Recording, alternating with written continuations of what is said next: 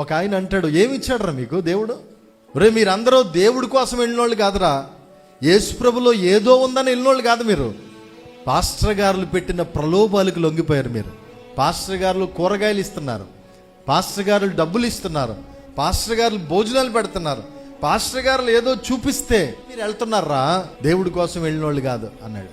నేను ఒకటి చెప్తాను, ₹1,000,000 ఇస్తాను యేసుప్రభుని వదిలే అంటే మీలో ఎవరు కూడా వెనక్కి వెళ్ళరు. ₹1,000,000 ఇచ్చిన వెళ్ళరు. ఎందుకంటే నిత్య జీవాన్ని గురించిన నిరీక్షణ నా యేసు ప్రభులోని దొరికింది నాకు.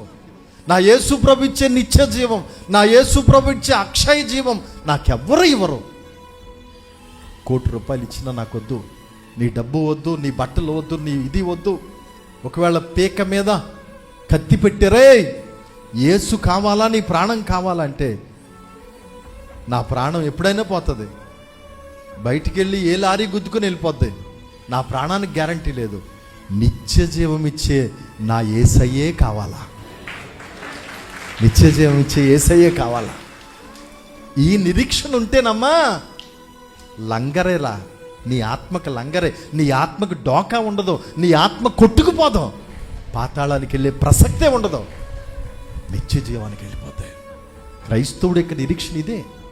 అడవిలో వదిలేసిన, సముద్రంలో వదిలేసిన, ఒంటరి బ్రతుకుతున్న నిరీక్షణ ఏంటో తెలుసా? నా దేవుడు వస్తాడు, నాకు రాజ్యం ఇస్తాడు. అదే నిరీక్షణ.